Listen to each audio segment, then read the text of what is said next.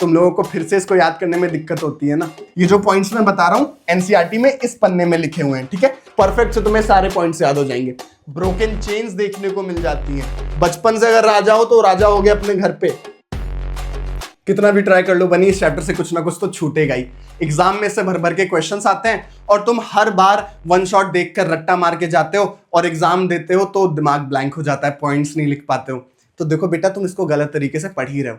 इसको पढ़ने का ना एक प्यारा तरीका है, एक मेंटोस तरीका है जो मैं तुम्हें अभी बताता हूं। 2 मिनट बस मेरी बातों को ध्यान से सुन लो। पहला टॉपिक तुम्हारा इस तरीके से क्लियर होगा कि इसको रिवाइज करने की भी जरूरत नहीं पड़ेगी, ठीक है। जैसे तुम्हारे पास टॉपिक है कि जो फ्रेंच रेवोल्यूशनरीज थे उन्होंने फ्रांस में कौन कौन से चेंजेस किए जिससे लोगों के अंदर नेशनलिज्म वाली भावना जागे, ठीक है। तो ये तुम्हारा पहला पन्ना है, जो पहला टॉपिक है उससे एक बहुत ही प्यारा प्रीवियस क्वेश्चन है, तुम्हें प्री बोर्ड में, हाफ ईयरली में और बोर्ड में देखने को मिलता रहता है, ठीक है। अब इसके जो तुम आंसर्स याद करते हो तो तुम रट्टा मारते हो कि हाँ ये किया ये किया ये किया। एनसीईआरटी की रीडिंग लगा नहीं पाते हो क्योंकि हार्ड वर्ड्स यूज हुए। तो इसको याद करने के लिए सबसे इजी तरीके से तुम्हें समझाता हूं। देखो, फ्रेंच रेवोल्यूशन के बाद में जो रेवोल्यूशनरीज थे उन्होंने फ्रांस को इन्फ्लुएंस किया, फ्रांस के लोगों को इन्फ्लुएंस किया। इन्फ्लुएंस का मतलब होता है प्रभावित करना। किस चीज के लिए? नेशनलिज्म की फीलिंग जगाने के लिए। तो इन्फ्लुएंस ही तुम्हारा सारा पॉइंट कवर कर दे रहा है। बस खत्म, तुम्हें याद हो गया। आई फॉर आइडिया ऑफ ला पैट्री एंड ला सिटोयन, ठीक है। बार बार ला पैट्री ला सिटोयन रट रट के दिमाग एकदम खिचड़ी बन गया है ना, बस खत्म। आई से द आइडिया ऑफ ला पैट्री एंड ला सिटोयन एम्फेसाइज किया गया। ला पैट्री क्या है भैया, समझ नहीं आता, टीचर पढ़ा देते हैं लेकिन समझ नहीं आता। ला पैट्री है द फादरलैंड, ठीक है। एनसीईआरटी में तुम्हें यहां पर दिया हुआ है द फादरलैंड, ठीक है। साथ साथ में एनसीईआरटी की रीडिंग भी लगवाता चलूंगा। फादरलैंड मतलब पितृभूमि। जैसे हम लोग अपनी भारत माता को भारत माता बोलते हैं ना, मतलब हमने अपने देश को माता का दर्जा दिया हुआ है, वैसे ही उन्होंने पिता का दर्जा दे दिया जिससे कि लोगों के बीच में एक देशभक्ति की फीलिंग जागे। और लोगों ने कहा कि हम सब एवं राजा के सपोर्टर्स नहीं है, हम लोग सिटीजन्स हैं। ला सिटोयन वाली जो फीलिंग है वो जगाई गई। मैं भी देश का नागरिक हूं, तुम भी देश के नागरिक हो, हम सब साथ में अपनी स्वतंत्रता एंजॉय करते हैं, इंडिपेंडेंस डे एंजॉय करते हैं, ठीक है। तो वैसे ही लोगों को कहा गया कि हमारी जो श्रद्धा है वो राजा से नहीं है, हम लोग आपस में भी कनेक्टेड हैं, हम लोग सिटीजन्स हैं अपने पितृभूमि के। तो ये जो ला पैट्री और ला सिटोयन वाली फीलिंग है वो जगाई गई। An new songs and hymns were composed. इससे पहले जो गाने होते थे ना वो राजा का महिमा मंडन करते थे, राजा के लिए होते थे। अब वंदे मातरम जैसे गाने बनाने शुरू किए। वंदे मातरम जिसमें सुन के ऐसे गूज बम्स आ जाते हैं, लोगों को लगता है कि बस देशभक्ति की भावना जाग गई, ऐसे गाने बनाए जाने लग गए, ठीक है। तो फ्रांस में नए गाने बनाए गए, नए हाइम्स बनाए गए जिसको लोग नारे लगाते थे। ओथ्स, पहले जो शपथ ग्रहण समारोह होता था उसमें राजा को बड़ा माना जाता था, अब देश को बड़ा माना जाता है। देश वाली फीलिंग जगाने के लिए ये चेंजेस किए गए। INF फ्लैग, फ्रांस का जो फ्लैग था वो पहले कैसा था? ऐसा था, एक ब्लू कलर का फ्लैग था जिसमें 3 फ्लावर्स बने हुए थे जो रॉयल सिंबल को रिप्रेजेंट करते थे, रॉयल्टी को रिप्रेजेंट करते थे। लोगों का इससे कोई रिलेशन नहीं था, लोगों का इससे कोई रिलेटेबिलिटी नहीं थी, बस ये राजा को रिप्रेजेंट करता था, इसी वजह से ये फ्रांस का फ्लैग था। लोगों ने कहा आजादी के बाद अब इसको तो सबसे पहले हटाओ, इसको तो सबसे पहले निकालेंगे। उन्होंने कहा जैसे इंडिया वालों ने ऐसे ट्राई कलर फ्लैग लाया ना वैसे हम लोग भी लाएंगे, ठीक है। तो जैसे हमारे जो तिरंगा है उसका एक मीनिंग है, अशोक चक्र का मीनिंग, अलग अलग कलर्स का मीनिंग तुम्हें पता है ना। तो जब तुम अपना झंडा देखते हो तो तुम्हें लगता है, वो फीलिंग आती है कि हाँ ये हमारे लिए बनाया गया है। वैसे उन्होंने भी अपने लिए ये फ्रेंच फ्लैग बनाया, ट्राई कलर फ्लैग था, ठीक है। इसका एक एक कलर का अपना उन्होंने मीनिंग रखा। नीले का मतलब था आजादी, व्हाइट का मतलब था पीस और रेड का मतलब था फ्रेटर्निटी, भाईचारा। तो ये फ्लैग वहां के लोगों को रिप्रेजेंट कर रहा था, इसी वजह से उन्होंने यहां पर फ्रांस को एक नया झंडा दिया, नया फ्रेंच फ्लैग इंट्रोड्यूस किया, ठीक है। समझ में आ गया। इसके बाद में समझ नहीं आया तो लैंग्वेज भी तो बहुत जरूरी है। तुम मेरी बात समझ पा रहे हो, तुम मुझसे रिलेट कर पा रहे हो क्योंकि तुम्हें पता है कि मैं हिंदी बोल रहा हूं और तुम्हें हिंदी आती है। तो इसी वजह से फ्रांस के लोगों ने समझा कि जो लैंग्वेज है वो बहुत इंपॉर्टेंट है रिलेटेबिलिटी जगाने के लिए। इसी वजह से उन्होंने फ्रेंच को as a national language promote किया कि सब लोग फ्रेंच बोलेंगे तो सब लोग एक दूसरे की बात समझ पाएंगे और भाईचारा वाला माहौल बढ़ेगा, ठीक है। यूनिफॉर्म लॉज बनाए गए। आज से पहले राजा रानी जो कानून सुनाते थे वही होता था, और सबके लिए एक जैसे कानून नहीं थे। अब एक जैसे कानून, यूनिफॉर्म मतलब होता है एक जैसे, तुम्हारी स्कूल यूनिफॉर्म, क्लास का हर बच्चा एक ही यूनिफॉर्म पहनता है ना, तो यूनिफॉर्म मतलब ही होता है एक जैसे लॉज बनाए गए हर एक सिटीजन के लिए, ठीक है। न्यू स्टेट जनरल को इलेक्ट किया गया, 9th क्लास का भूल गए हो ना। स्टेट जनरल बनाए गए थे। स्टेट, 3 स्टेट थे, याद है। पहला कौन सा स्टेट था? क्लर्जी। दूसरा था नोबिलिटी। तीसरा था थर्ड स्टेट, जिसको पीजेंट्री बोला जाता था। क्लर्जी में पोप हो गए, फादर हो गए, सिस्टर हो गए। नोबिलिटी में राजा और उनके परिवार वाले हो गए। पीजेंट्री में बाकी 97% जनता आ जाती थी। कोई भी हो, चाहे वो मैं हूं, चाहे तुम हो, चाहे कोई इंजीनियर हो, चाहे कोई डॉक्टर हो, चाहे कोई घर साफ करने वाला हो, चाहे कोई बिल्डर हो, सब लोग 97% आबादी पीजेंट्री में आती थी, और यही लोग थे जो टैक्स देते थे। ये हम लोगों ने पहले पढ़ रखा है, ठीक है। तो यहां पर तीनों स्टेट के जनरल होते थे। पहले वो राजा डिसाइड करते थे, अब ये डिसाइड हुआ कि अब वो एक्टिव सिटीजन के वोट करने पर बनेंगे, मतलब कि राजा डिसाइड नहीं करेगा, वोटिंग होगी फिर वो बनेंगे। इसके साथ में ये जो स्टेट वर्ड है ना, इससे लोग ऊब चुके थे। हम लोगों ने देखा था कि कितना कचड़ा माहौल हो गया था। स्टेट्स जनरल मतलब बहुत ही परेशान करते थे थर्ड स्टेट के लोगों को। तो इसी वजह से यहां पर स्टेट जनरल का नाम बदलकर नेशनल असेंबली कर दिया गया, ठीक है। ये जो पॉइंट्स मैं बता रहा हूं एनसीईआरटी में इस पन्ने में लिखे हुए हैं, ठीक है, सारे पॉइंट्स, ठीक है, जिससे कि तुम एनसीईआरटी, मेरे वीडियोस देखते हुए एनसीईआरटी लेकर बैठा करो, जिससे कि एनसीईआरटी भी तुम्हारे साथ साथ में कंप्लीट हो जाए। समझ में आ रहा है? इसके बाद में सी, इंटरनल कस्टम ड्यूटीज हटा दिए गए। देखो, अगर फ्रांस इतना बड़ा है ना, तो फ्रांस में अलग अलग छोटे छोटे राज्य थे, ठीक है, छोटे छोटे रीजन्स थे। पहले जब राजा का टाइम था, तो जो राजा थे वो वहां पे लॉर्ड्स, फ्यूडल लॉर्ड्स अपॉइंट कर देते थे। मान लो एक तरीके से जमींदार, जो वहां पर जाकर खेती करवाते थे, और एक तरीके से चीफ मिनिस्टर्स हुआ करते थे उस टाइम पे। चीफ मिनिस्टर मैं तुम्हें रिलेटिबिलिटी के लिए समझा रहा हूं। जैसे मान लो इंडिया में हर एक छोटे छोटे राज्य का चीफ मिनिस्टर है ना, वैसे फ्यूडल लॉर्ड होते थे जो वहां के लोगों को अच्छे से एक्सप्लॉइट करते थे, ठीक है, उनसे रेवेन्यू वगैरह लेने का काम करते थे। तो यहां पर एक एक जगह पर यहां पर हमें देखने को मिलता था कि अगर कोई सामान एक जगह से दूसरे जगह लाना हो, जैसे कि मान लो उत्तर प्रदेश से कोई सामान बिहार ले जाना हो, तो उसके लिए लोगों को टैक्स देना पड़ता था। क्यों? क्योंकि वहां का जो फ्यूडल लॉर्ड था वो चाहता था कि उसको ज्यादा से ज्यादा पैसा मिले, दूसरी जगह का लॉर्ड चाहता था कि उसको ज्यादा से ज्यादा पैसा मिले। तो वहां पर आपस में कोई सामान साझेदारी करने पे टैक्सेस देने पड़ते थे। अब कहा गया कि हम सब देश हैं, एक ही देश के तो चट्टे बट्टे हैं, आपस में ही क्या टैक्स वगैरह देना। इसी वजह से जो इंटरनल कस्टम ड्यूटीज थी वो अबॉलिश कर दी गई। इसके बाद में equal standard of weight and measurements लाए गए। ये बहुत बड़ा काम किया गया। पहले क्या होता था कि बिहार में अगर 1 केजी आलू लेकर मैं चला हूं, तो उत्तर प्रदेश में वो 1 केजी क्या पता 1.5 केजी हो जाए या 2 केजी हो जाए, ठीक है। तो पहले जो फ्यूडल लॉर्ड्स होते थे ना, जो एक रीजन के फ्यूडल लॉर्ड्स होते थे, वो डिसाइड करते थे कि वजन का जो मापने का जो मेजरमेंट होगा वो कितना होगा। कहीं 1 मीटर इतना होता था, कहीं इतना होता था, कहीं इतना होता था। अब उन्होंने कहा कि एक देश में एक वेट और मेजरमेंट होगा, ये 75 तरीके के वेट मेजरमेंट नहीं चलेंगे।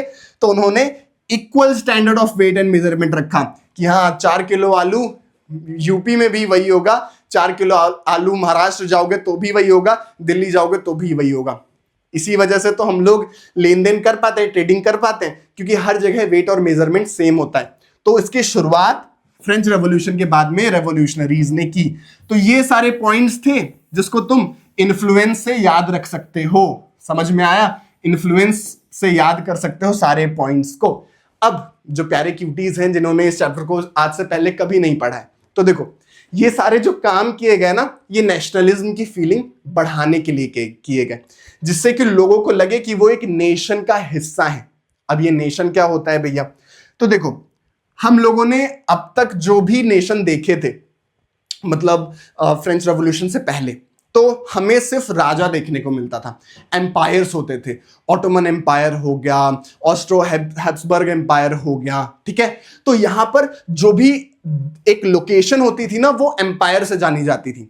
फ्रेंच रेवोल्यूशन के बाद में पहली बार दुनिया में ऐसा हुआ कि लोग एक नेशन के नाम से जाने लग गए, ठीक है। नेशन लोगों से बनता है, ठीक है, कंट्री बाउंड्री से बनती है, लेकिन नेशन लोगों से बनता है। एक नेशन बनने के लिए लोगों के अंदर एक सेंस ऑफ कलेक्टिव बिलोंगिंग होना बहुत जरूरी है। एक तरीके से सामूहिक रूप से एक दूसरे को एक जैसा मानना जरूरी है। ठीक है, तुम भी भारतीय हो, मैं भी भारतीय हूं। ऐसे ही ये जो फीलिंग है ना, इसी वजह से हमारा देश अभी तक अखंड भारत बना हुआ है। अगर तुम सोचो कि नहीं मैं अलग हूं और मैं सोचूं कि नहीं मैं अलग हूं, तो इस वजह से देश धीरे धीरे टुकड़ों में बंटने लग जाता है। तो ये जो नेशन है वो तभी डेवलप होगा जब लोगों के अंदर कलेक्टिव बिलोंगिंग वाली फीलिंग आएगी, एक कॉमन आइडेंटिटी वाली फीलिंग आएगी। और ये कॉमन आइडेंटिटी वाली फीलिंग कैसे आती है? ये आती है कॉमन हिस्ट्री से। कॉमन हिस्ट्री, जैसे कि हमारे पुरखे भी यहीं पर रहे थे, तुम्हारे पुरखे भी यहीं पर रहे, हम लोग साथ साथ बड़े हुए, हम लोग साथ साथ, हमारी पीढ़ियां बड़ी हुई, तो एक तरीके से हमारी जो हिस्ट्री है वो एक जैसी है। एक तरीके से हम एक ही हिस्ट्री पढ़ रहे हैं। इसके बाद में स्ट्रगल्स, तुमको भी अंग्रेजों ने परेशान किया, मुझे भी अंग्रेजों ने परेशान किया, तो दुश्मन का दुश्मन दोस्त होता है। मतलब कि हमारे जो स्ट्रगल्स हैं वो भी एक जैसे रहे। तुम्हारे भी पुरखों ने डंडे खाए थे अंग्रेजों के, हमारे भी पुरखों ने डंडे खाए और फिर हम लोगों ने अंग्रेजों को डंडे मारे।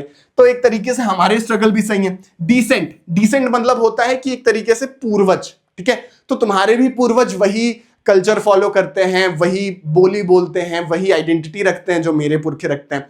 तो एक तरीके से एक दूसरे के साथ में जो हमारा कनेक्शन है ना, ये जो कलेक्टिव बिलोंगिंग वाला, यही एक नेशन को बनाता है। फ्रेंच रेवोल्यूशन से पहले ये वाली फीलिंग किसी के अंदर नहीं थी।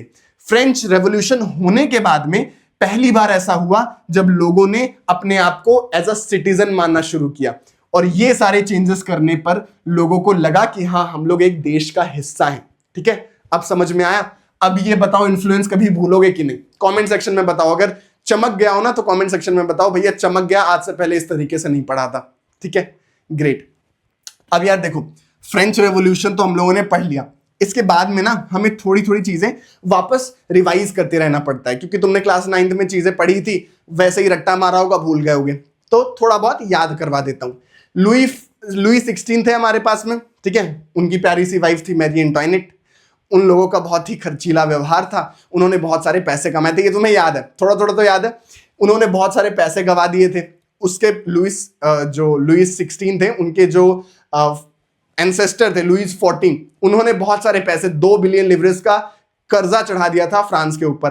ठीक है, क्योंकि वो अमेरिकन कॉलोनीज को आजाद करना चाह रहे थे। ये सब तुम्हें थोड़ा बहुत याद होगा। ठीक है, इस क्लास में बस थोड़ा सा बेसिक तुम्हें याद होना चाहिए कि फ्रेंच रेवोल्यूशन से पहले ये राजा थे और इन्होंने बहुत सारे टैक्सेस लगा दिए थे थर्ड स्टेट पे। थर्ड स्टेट मतलब जो पीजेंट्री थे। ठीक है, इसके बाद में हमें देखने को मिलता है, रेवोल्यूशनर के बाद में हमें नेशनल कन्वेंशन देखने को मिलती है जो रूल करती है। ठीक है, रॉबेस्पियरी आते हैं इसमें और वो रूल करते हैं।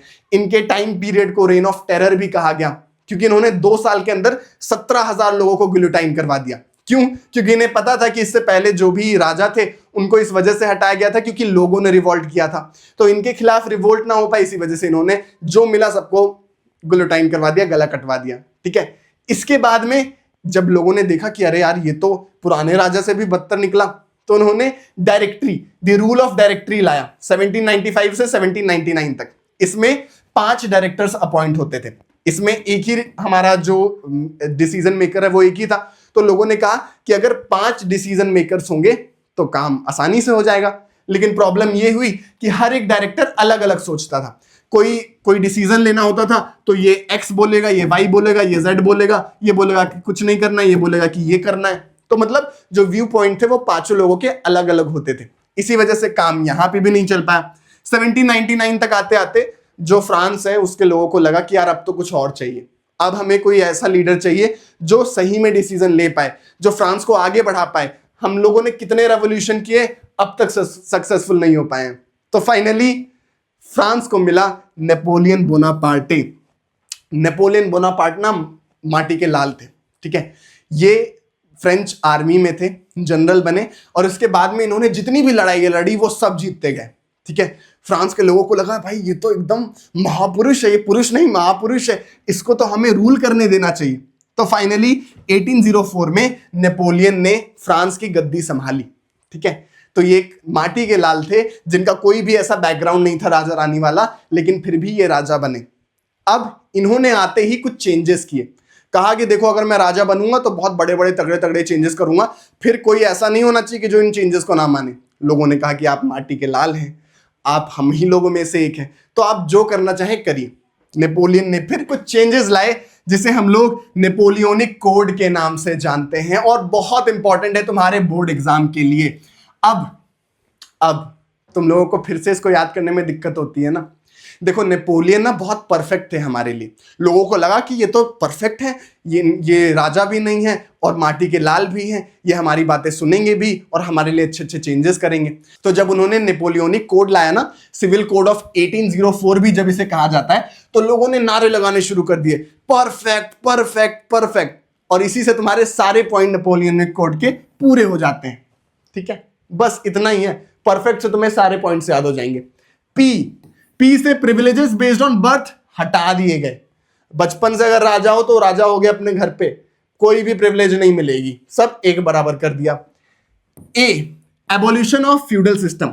अब देखो ये जो हमारा परफेक्ट था ना, वो इतना भी परफेक्ट नहीं था, तो यहां पर हमारे परफेक्ट में PARFECT है। ठीक है, ई होना चाहिए था बट ए है, तो ये थोड़ा दिमाग में रखना, क्योंकि परफेक्ट नहीं था नेपोलियन, आगे चल के हमें पता चलेगा। तो एबोल्यूशन ऑफ फ्यूडल सिस्टम किया गया। फ्यूडल सिस्टम क्या होता है तुम्हें नहीं पता चलता है, बार बार तुम्हारा दिमाग कंफ्यूज हो जाता है। देखो राजा रानी का जब सिस्टम था ना, तो राजा एक फ्यूडल लॉर्ड डिसाइड करता था। ठीक है, फ्यूडल लॉर्ड डिसाइड करता था, और फ्यूडल लॉर्ड फिर नाइट्स को एक तरीके से कहता था कि आप जाओ और सारी वसूली करो, सभी लोगों से जो कर्जा वगैरह है वो लो, रेवेन्यू लो। और नाइट क्या करता था, पीजेंट्स को अपॉइंट करता था जो उसके लिए खेती करते थे। एक तरीके से राजा से जमीन लॉर्ड को मिली, लॉर्ड से जमीन मिली नाइट्स को, नाइट्स एक तरीके से पुलिस मान सकते हो तुम आज के जमाने में। और उन्होंने फिर पीजेंट्स को कहा कि ये लो जमीन लो और इसमें खेती करो और इससे रिवेन्यू हमें दो। फिर नाइट्स रिवेन्यू लेते थे, फिर लॉर्ड रिवेन्यू लेता था, और फिर वो सारा रिवेन्यू फिर किंग को मिलता था। इसे ही हम लोग फ्यूडल सिस्टम कहते हैं। ठीक है, आसान भाषा में इसे हम लोग फ्यूडल सिस्टम कहते हैं। इसको एबॉलिश कर दिया नेपोलियन ने, कहा कि ये जो राजा रानी वाला सिस्टम है, ये जो एक के बाद एक लोग घुस बैठिए घूस घूस लेते हैं, इन सबको अब हटाएंगे हम लोग, और ये फ्यूडल सिस्टम जो राजाओं वाला सिस्टम है, इसको अब एबॉलिश कर दिया जाएगा। इसके बाद में राइट टू प्रॉपर्टी सिक्योर की गई। फर्स्ट स्टेट और सेकेंड स्टेट को छोड़कर किसी को भी प्रॉपर्टी एक्वायर करने का हक नहीं था फ्रांस में। अगर तुम थर्ड स्टेट के हो, मतलब चाहे कितने भी अमीर बिजनेसमैन हो, चाहे कितने भी गरीब हो, तुम जमीन नहीं ले सकते हो। सारी जमीन राजा की होती थी, सारी जमीन चर्च की होती थी। नेपोलियन ने कहा कि हटो हटो, नया रूल लाऊंगा मैं, कोई भी किसी के पास भी अगर पैसा हो तो उसके पास में प्रॉपर्टी रखने का उसको अधिकार दे दिया गया। F, freed peasant from serfdom and manorial dues. Serfdom क्या होता है, आसान भाषा में समझो। देखो सबसे पहले क्या होता था ना, कि जब जो फ्रांस के लोग थे, हम लोगों ने 9th में थोड़ा बहुत देखा था कि अफ्रीका में लेबर्स होते थे। ठीक है, लेबर्स को लाया जाता था, इंपोर्ट किया जाता था ये राजाओं के द्वारा, कि वो उनका फ्री में काम कर सके। तो यहां पर जब वो लेबर्स को लाते थे ना, तो उनको कहते थे कि अब तुम कहीं जा नहीं सकते हो, अब तुम यहीं पर रहोगे क्योंकि हमने तुम्हें खरीद लिया है। तो यहां पर जो नेपोलियन है उसने कहा कि जो सर्फडम वाली सिस्टम है, जिसमें हम लोग अफ्रीका से लोग उठा के लाते हैं और उनको खरीद लेते हैं और उनसे काम करवाते हैं, ये बहुत गलत है, ये ह्यूमैनिटी के खिलाफ है। इसी वजह से उन्हें हटा दिया गया, उन्हें मतलब सर्फडम को खत्म कर दिया गया। मेनोरियल ड्यूज होता है कि मतलब जो एक फार्मर होता है जिस पर कर्जा चढ़ जाता है क्योंकि वो उस पर खेती कर रहा है, रेवेन्यूज, फ्यूडल सिस्टम में रेवेन्यू देना पड़ता था ना, तो ऐसे ड्यूज, ऐसे जो कर्जा चढ़ जाता था किसी फार्मर पे क्योंकि वो रेवेन्यू नहीं दे पाता था, उसे मेनोरियल ड्यूज कहते थे, उसको भी खत्म कर दिया गया नेपोलियन के द्वारा। ठीक है, इसके बाद में equal standard for weights and measurement लाया गया। ठीक है, पूरे फ्रांस में एक तरीके का 1 kg हर जगह पर सेम होगा फ्रांस में। 1 मीटर इतना ही होगा, 1 मीटर जितना है उतना ही हर जगह पे होगा। इसके बाद में custom duties and guild restrictions हटा दिए गए। देखो ये फ्रांस है, ठीक है, फ्रांस में कोई भी ट्रेडिंग होती है, मान लो कोई सामान की ट्रेडिंग होती है, तो वो पहले के टाइम पर था कि इतने ही पोर्शन में आप ट्रेडिंग कर सकते हो।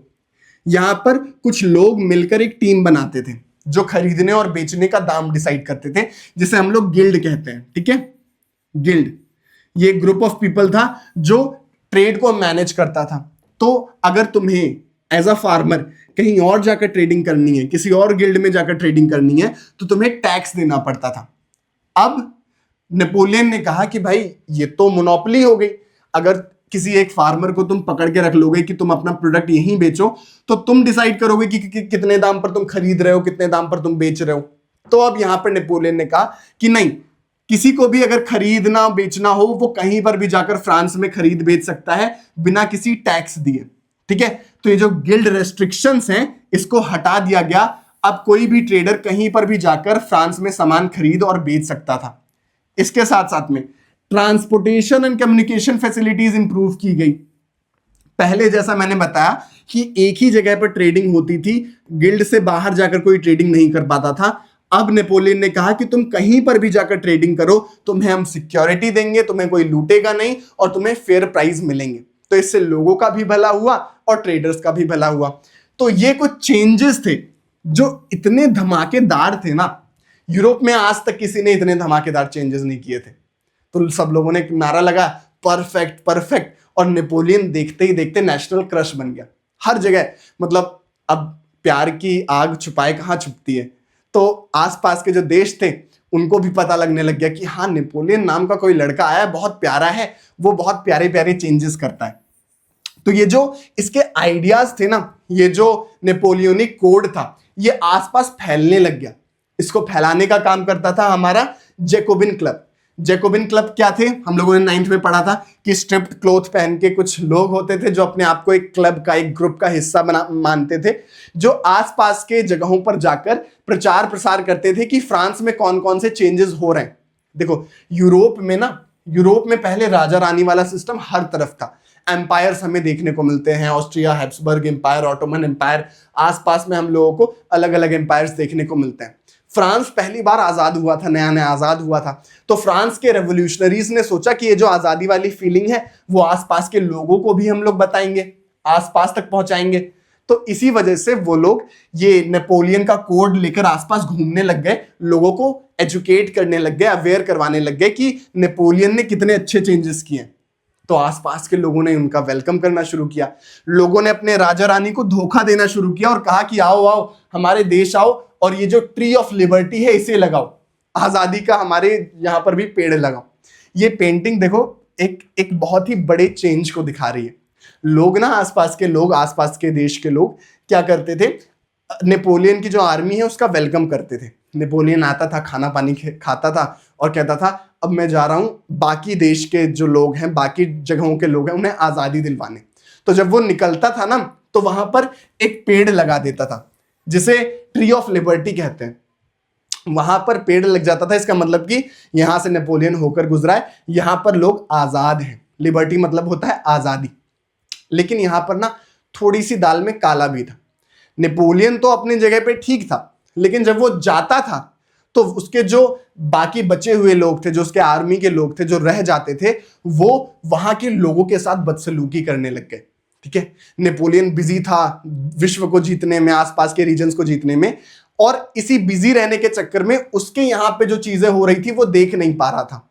यहां पर उसके लोग लड़कियों के साथ बदसलूकी करते थे, लूट लिया जाता था आसपास के लोगों को। तो यहां पर धीरे धीरे लोगों को लगने लग गया कि नहीं, नेपोलियन सच्चा आशिक नहीं है, सच्चा वो जो हम लोग उसको नेशनल क्रश समझ के बैठे थे वो नहीं है नेपोलियन। नेपोलियन की और भी कुछ खराबियां थी जो बोर्ड एग्जाम में पूछ ली जाती हैं कि बताओ ड्रॉबैक क्या थे नेपोलियन के रूल के, या फिर सिविल कोड ऑफ 1804 के क्या ड्रॉबैक्स थे। तो उसके पॉइंट्स याद नहीं होते हैं। 4 पॉइंट्स मैं दे रहा हूं, दिमाग में बैठा लो। सबसे पहला, नो पॉलिटिकल फ्रीडम। नेपोलियन बहुत ही होशियार था, उसको पता था कि फ्रेंच रेवोल्यूशन में राजा को किस तरीके से हटाया गया, रॉबेस्पियर को किस तरीके से मरवाया गया। किस तरीके से? जब लोगों ने बात करना शुरू किया, लोगों ने कहा कि इसकी गलती है, तो जब लोग बात करते थे, जब लोग अखबारों में डालते थे, जब लोग एक दूसरे में डिबेट डिस्कशन करते थे, तब जाकर एक रेवोल्यूशन होता था। नेपोलियन ने कहा मैं लोगों को बात ही करने नहीं दूंगा, कोई अगर मेरे खिलाफ बोलेगा उसे मरवा दिया जाएगा, उसे हटा लिया जाएगा, उसे उठा लिया जाएगा, मेरे खिलाफ बात नहीं करनी है। तो जो पॉलिटिकल फ्रीडम था वो छीन लिया था नेपोलियन ने। उसने कहा था कि मैं ही राजा हूं, मेरे खिलाफ बात करोगे तो तुम्हें कटवा दिया जाएगा, तुम्हारे जो बातें हैं उसको रोक दिया जाएगा। उसके साथ साथ में टैक्सेशन, जो टैक्स था ना, नेपोलियन ने बहुत ज्यादा लेना शुरू किया। नेपोलियन जैसा मैंने अभी बताया कि पूरे आसपास के रीजन्स को जीतने निकला था, तो अब जीतने के लिए उसको पैसे चाहिए रहेंगे, तो उसने पैसे अपने ऐसे रीजन से लेना शुरू किया जिसको उसने एक्वायर किया था। ठीक है, मतलब अपने ही लोगों पर उसने टैक्स बढ़ाकर लेना शुरू किया जिससे वो लड़ाइयां लड़ सके। सेंसरशिप जैसा मैंने बताया कि अगर कोई उसके खिलाफ बात करता था तो उसको लिमिट कर दिया जाता था, उसको या तो मरवा दिया जाता था या फिर उसकी बातों को दबा दिया जाता था। Force recruitments to French army, अब लड़ने जा रहे हो तो लोग मरते थे, तो नई नई आर्मी की जरूरत पड़ती थी। तो फ्रांस के जो लोग थे ना वो परेशान हो चुके थे, क्योंकि नेपोलियन ने कंपलसरी कर दिया था कि अपने घर के बच्चों को मुझे आर्मी में लेने दो, मुझे जाना है देश को आजाद करवाने।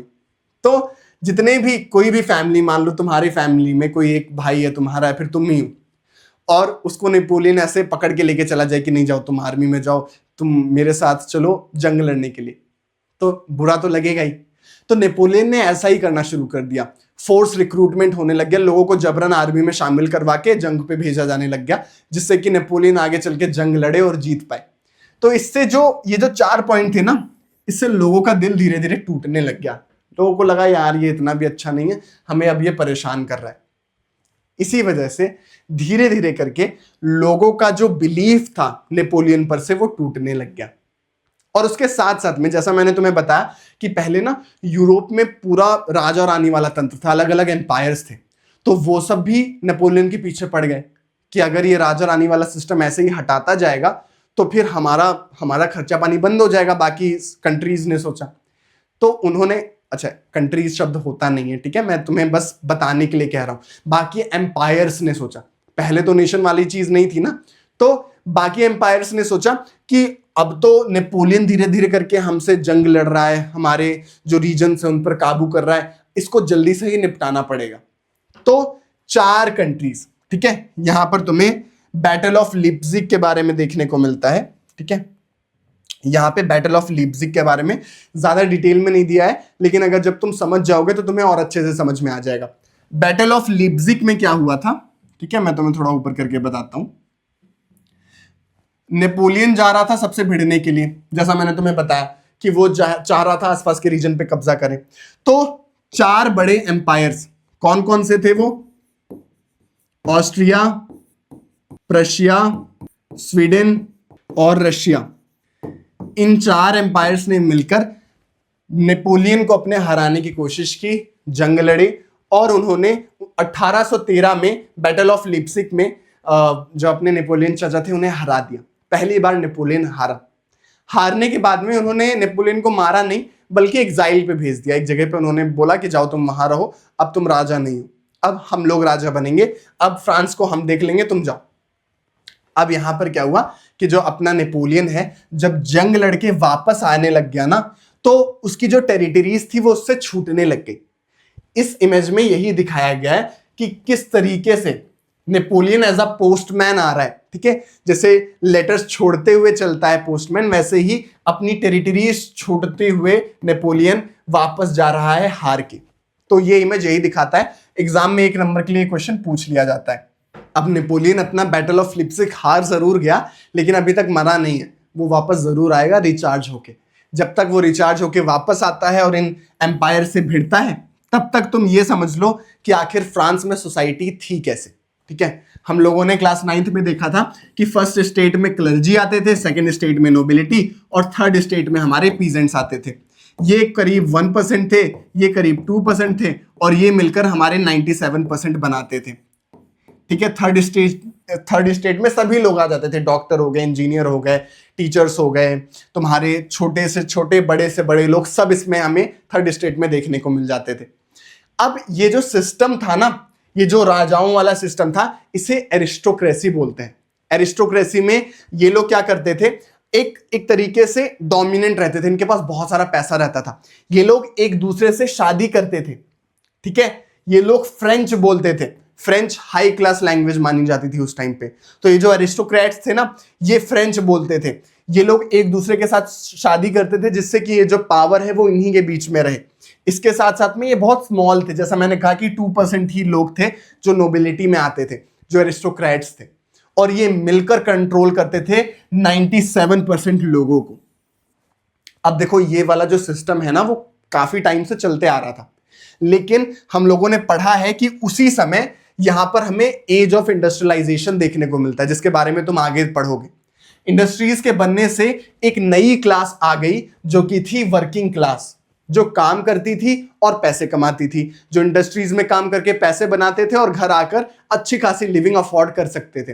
पहले पीजेंट्स थे, तो पीजेंट्स तो हमारे हमेशा रेवेन्यू देते देते मर जाते थे, लेकिन अब एक नई क्लास आई जो वर्किंग क्लास थी, जो काम करके पैसा कमाती थी। अब जिसके पास पैसा आएगा वो अच्छी एजुकेशन लेगा, तो अच्छी एजुकेशन लेने के बाद में उन्हें पता चला कि यार ये जो सिस्टम है तो बहुत खराब है। मतलब कोई इंसान बचपन से राजा कैसे पैदा हो सकता है, कोई इंसान बचपन से ही इतनी प्रिविलेजेस के साथ में कैसे पैदा हो सकता है। तो जो नई क्लास जो इमर्ज हुई थी ना, वर्किंग क्लास, जिसे हम लोग नई middle class, new middle class भी कहते हैं, क्योंकि ये एक तरीके से ना ज्यादा अमीर थे ना ज्यादा गरीब थे, ये मिडिल में थे। तो ये जो नई मिडिल क्लास इमर्ज हुई थी, इन्होंने क्वेश्चंस पूछना शुरू किया, इन्होंने डिबेट्स और डिस्कशन करना शुरू किया कि भाई कोई आदमी बचपन से ही राजा कैसे पैदा हो रहा है, कोई आदमी बचपन से ही गुलाम कैसा पैदा हो रहा है। ठीक है, उन्होंने लिबरलिज्म को फॉलो करना शुरू किया, उन्होंने लिबरलिज्म की मांग करनी शुरू की। लिबरलिज्म क्या होता है? तो देखो, लिबर का मतलब होता है फ्री। ठीक है, मैं तुम्हें एनसीईआरटी और जो तुम्हारे नोट्स हैं वो साथ साथ में देता हुआ चल रहा हूं। देखो, मुझे लगता है ना कि काफी सारे बच्चे ना बोर्ड एग्जाम के टाइम पर जो 10-15 दिन बाकी होते हैं, गैप डेज में जब पढ़ रहे होते हैं, तो कई बच्चे कंफ्यूज हो जाते हैं कि अब पढ़े कैसे। अपने नोट्स पर उन्हें भरोसा नहीं होता है कि क्या पता पूरा लिखा है कि नहीं, और फिर एनसीईआरटी ही साथ में आती है, एनसीईआरटी ही हाथ में आती है और बाकी वन शॉट देखने का टाइम नहीं होता है। तो यार एनसीईआरटी से दोस्ती तुम्हें करनी पड़ेगी, एनसीईआरटी को पास रखना पड़ेगा। इसी वजह से मैं चाह रहा हूं कि इस सीरीज से तुम्हें एनसीईआरटी रट जाए, इस सीरीज से तुम्हारी एनसीईआरटी से दोस्ती हो जाए, जिससे कि तुम्हें पता चले कि हाँ इस पेज से किस टाइप के क्वेश्चंस आ रहे हैं, इस पेज में क्या लिखा हुआ है। एनसीईआरटी साथ लेकर इस वीडियो को देखो, जिससे कि तुम्हारी एनसीईआरटी भी साथ में कंप्लीट होती जाए। ठीक है, अच्छे नंबर स्कोर करने के लिए एनसीईआरटी रीड करना बहुत जरूरी है। तो इस वीडियो से तुम्हारी एनसीईआरटी भी बन जा रही है, तुम्हें नोट्स भी मिल जा रहे हैं, और ट्रिक्स जो मैं दे रहा हूं वो तो है ही। ठीक है, तो एक साथ पांचों चारों काम तुम्हारे एक साथ हो रहे हैं। तो बस आराम से ध्यान से इस वीडियो को देखते रहो। लाइक और कमेंट अगर अभी तक नहीं किया तो कब करोगे, मुझे भी थोड़ी मोटिवेशन मिले, इसलिए कमेंट कर दो कि भैया अच्छे से समझ में आ रहा है कि नहीं। ठीक है, कोई फीडबैक हो तो दे दो। अब देखो, जो हमारी नेशनलिज्म वाली फीलिंग थी ना, वो लिबरलिज्म से काफी मिलती जुलती थी। कैसे, मैं बताता हूं। कोई भी आदमी जब आजाद हो जाता है ना, आजाद सोच वाला हो जाता है, तो वो आजादी मांगता भी है। ऐसे दस्तूर को सुबह बेनूर को मैं नहीं मानता, मैं नहीं जानता, ये हबीब जालिब की बहुत फेमस लाइन है। ऐसा दस्तूर जिसमें बचपन से कोई इंसान राजा पैदा हो रहा है, ये बहुत गलत है। कोई आजाद दिमाग का व्यक्ति इस चीज को कभी एक्सेप्ट नहीं करेगा। तो जो लिबरल लोग थे ना, उन्होंने कुछ मांगे अपनी मांगना शुरू की। जो नई मिडिल क्लास थी, उन्होंने कुछ मांगे मांगना शुरू की। एग्जाम में 3 नंबर के लिए क्वेश्चन आ जाता है कि बताओ लिबरल्स की कौन सी मांगे थी। उनकी मांगे क्या थी? कैफे। कोई एक पढ़ा लिखा मिडिल क्लास आदमी क्या करता है, अपना जो स्ट्रेस है उसको आउट करने के लिए कैफे जाता है। तो उन्होंने कैफे की मांग करना स्टार्ट की। कैफे क्या था? सी से constitution based government. Constitution based government होनी चाहिए, राजा रानी वाला सिस्टम नहीं चलेगा, और यूनिफॉर्म लॉज चाहिए। ठीक है, एक जैसे लॉज हो, कोई भी प्रिविलेज लेके पैदा ना हो। A, abolition of feudal system and privileges based on birth को रिमूव किया जाए। फ्यूडल सिस्टम क्या है मैंने बताया, तो उन्होंने मांग की कि जो फ्यूडल सिस्टम है उसको रिमूव किया जाए। एफ से freedom for the individual and equality all before the law, उन्होंने फ्रीडम की मांग करना शुरू किया। ई से इक्वालिटी बिफोर लॉ की मांग करना शुरू किया। तो उन्होंने कैफे की मांग की। किसने? लिबरल ने। जो लिबरलिज्म को फॉलो करते थे, जो नेशनलिज्म को फॉलो करते थे, उन्होंने मांग की कैफे की। एग्जाम में 3 नंबर के लिए क्वेश्चन आ जाएगा। तो यार ये निमोनिक्स वगैरह तो मैं तुम लोग को बता दे रहा हूं, बट सबसे ज्यादा जरूरी है प्रैक्टिस करना। ठीक है, क्योंकि चैप्टर समझाने का काम मेरा है, प्रैक्टिस करने की जिम्मेदारी तुम्हारी ही है। ठीक है, ये प्यारे प्यारे निमोनिक्स जो मैंने तुम्हें बताए हैं, ये काम नहीं आएंगे जब तक तुम इनके क्वेश्चंस प्रैक्टिस नहीं करोगे। ठीक है, ये ब्रह्मास्त्र की तरह है, लेकिन तुम्हें पता तो होना चाहिए कि निशाना कैसे लगाना है। ठीक है, तो मैं बड़े बड़े तीर तुम्हें दे दे रहा हूं, निशाना लगाने की जिम्मेदारी तुम्हारी है। कैसे हो पाएगा? प्रैक्टिस करनी पड़ेगी, ठीक है। ज्यादा से ज्यादा क्वेश्चन सॉल्व करो, या तो क्वेश्चन बैंक कोई चैप्टर का ले लो, किसी सब्जेक्ट का ले लो। अगर वो भी नहीं है तो सैंपल पेपर की बुक्स जरूर ही ले लो, किसी अच्छे ब्रांड की बुक ले लो जिसमें एरर्स वगैरह ना हो। डिस्क्रिप्शन बॉक्स में मैं तुम्हें लिंक दे दूंगा, ठीक है। अगर फिर भी कोई इश्यू आता है तो आजकल ना कुछ सैंपल पेपर्स की बुक्स आ गई हैं कि जिसमें तुम्हें सारे सब्जेक्ट के सैंपल पेपर एक ही बुक में देखने को मिल जाता है, और मुझे लगता है 500 से नीचे ही तुम्हें वो सारे सब्जेक्ट के सैंपल पेपर देखने को मिल जाएंगे। तो अगर बुक्स नहीं ले रहे हो, सैंपल पेपर की बुक्स नहीं ले पा रहे हो, तो ये बुक्स जरूर ले सकते हो, ठीक है। डिस्क्रिप्शन में मैं तुम्हें बेस्ट डिस्काउंटेड लिंक दे दूंगा, जाकर तुम देख सकते हो, ठीक है। एक बार जाकर देखो और देखो कि किस तरीके से तुम अपने क्वेश्चंस को आंसर में फ्रेम कर सकते हो। NCERT is suppose to write a book and you are suppose to write an answer. तो आंसर लिखने के लिए तुम्हें सबसे पहले पता होना चाहिए कि किस टाइप के क्वेश्चंस आते हैं। तुम्हें प्रॉपर मैं पढ़ाकर इंपॉर्टेंट क्वेश्चंस बता दूंगा, लेकिन जो एक्सपेक्टेड क्वेश्चंस है, जो प्रीवियस क्वेश्चंस है, वो तुम्हें खुद से लगाने पड़ेंगे। जब तक लिखोगे नहीं तब तक आएगा नहीं। तो इसी वजह से प्रैक्टिस जरूर करो। डिस्क्रिप्शन बॉक्स में चैप्टर कंप्लीट होने के बाद में जाकर देखना, और अगर कोई अच्छा ऑफर वगैरह होगा मैं देख लूंगा, कोई लिंक वगैरह में अगर होगा तो जाकर परचेज कर लेना, ठीक है।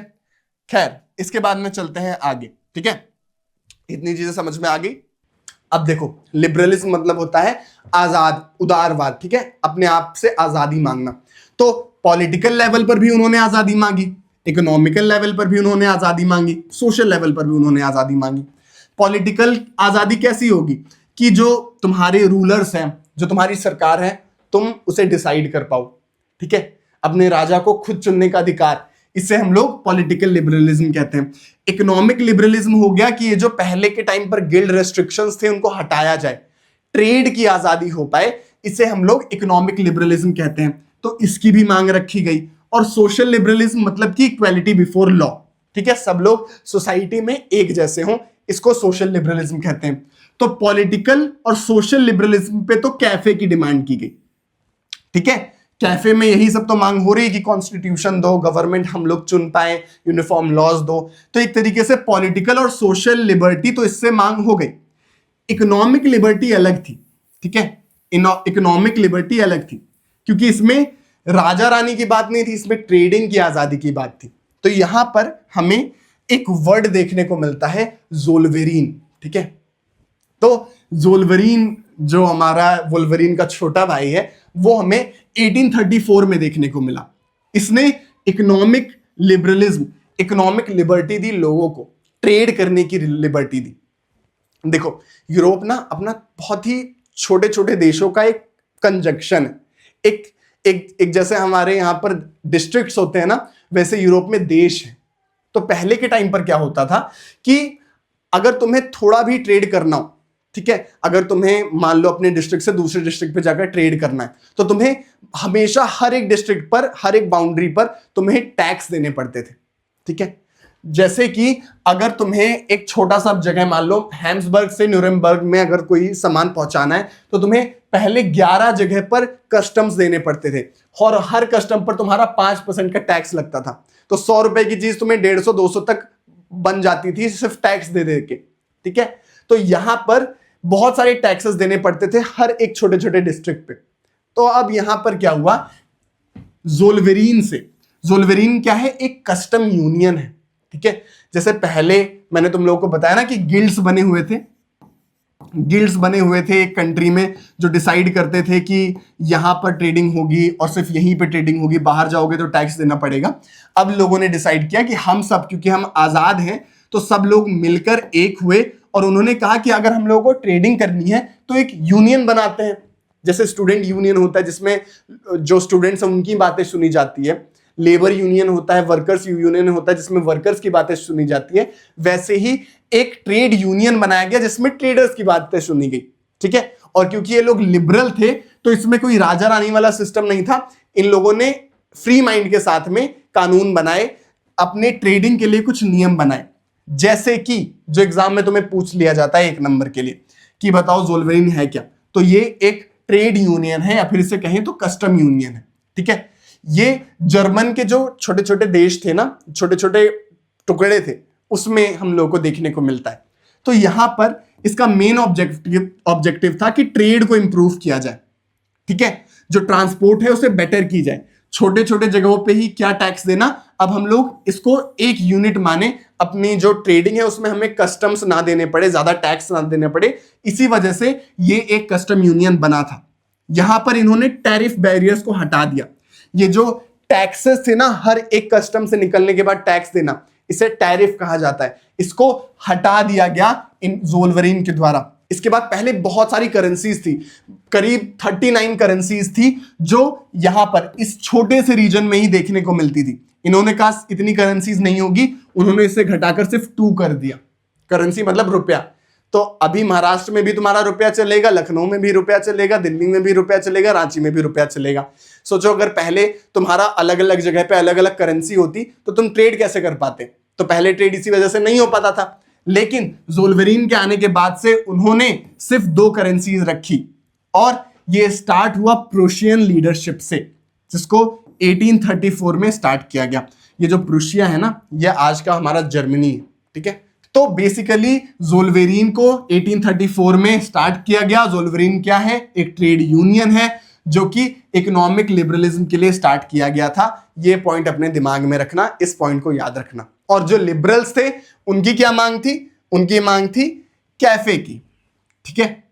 और इसके बाद में तुमने अपने सोसाइटी को तो समझ लिया कि हाँ, 3 टाइप में हमारी सोसाइटी डिवाइडेड थी, एरिस्टोक्रेट्स थे और पीजेंट्स थे। न्यू मिडिल क्लास आई तो उन्होंने लिबरेशन की मांग की, लिबरलिज्म की मांग की, उसमें उन्होंने कैफे मांगा, और इकोनॉमिक लिबरलिज्म में उन्होंने ज़ोल्वरीन बनाया। अब सोसाइटी के बारे में तुम समझ गए। अब देखो, हम लोगों ने अपनी कहानी कहाँ छोड़ी थी कि नेपोलियन चाचा लिप्जिग वॉर हार के चले गए थे, ठीक है। अब जब लिप्जिग में एक तरीके से ना, एग्जाइल का मतलब होता है कि एक जगह पर किसी रूलर को उसकी सारी पावर्स लेकर बंद कर देना कि तुम वहीं रहोगे, ठीक है। तो जब हमारे नेपोलियन चाचा पहुंचे, लिप्जिग की वॉर हार के अपने जगह पे पहुंचे जहां पर उन्हें बंदी बनाया गया था, तो वहां पर ना उन्होंने लोगों को इन्फ्लुएंस करना शुरू किया। लोगों के अंदर ये नेशनलिज्म वाली भावना जगानी शुरू की और कहा कि यार तुम लोग साथ दो ना मेरा, मैं राजाओं के खिलाफ लड़ रहा हूं, तुम भी तो इंसान ही हो, तुम भी तो बचपन से राजा पैदा नहीं हुए हो, ये बहुत खराब लोग हैं, इनके खिलाफ जंग लड़ते हैं। और इन्होंने लोगों को इन्फ्लुएंस करके अपने टीम में जोड़ लिया और वापस चले गए फ्रांस। इसके बाद में शुरू होता है 100 डेज रूल, ठीक है। 100 डेज रूल ये तुम्हारे बुक में नहीं है, बट समझने के लिए तुम्हें पता होना चाहिए। नेपोलियन जब दूसरी बार राजा बनते हैं तो वो 100 डेज रूल करते हैं, मतलब 100 दिन तक उनका राज चलता है। इस 100 दिन में ये जो चारों एम्पायर्स थे ना, मेजरली प्रशिया, रशिया और ऑस्ट्रिया और ब्रिटेन।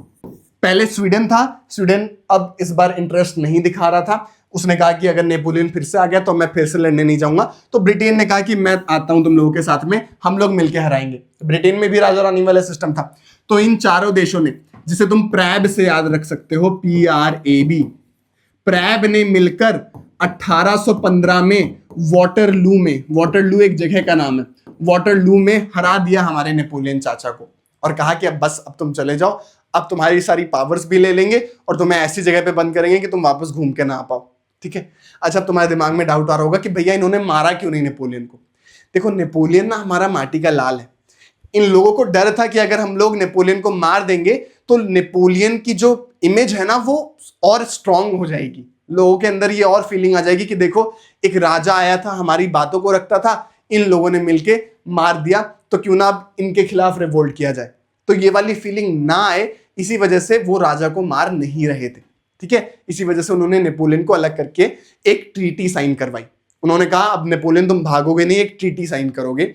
और ये ट्रीटी कहां साइन हुई? ऑस्ट्रिया में, ऑस्ट्रिया की राजधानी वियना में। जैसे हमारे यहां पर दिल्ली है, वैसे ऑस्ट्रिया में वियना नाम की जगह थी, जिसे हम लोग ट्रीटी ऑफ वियना के नाम से जानते हैं।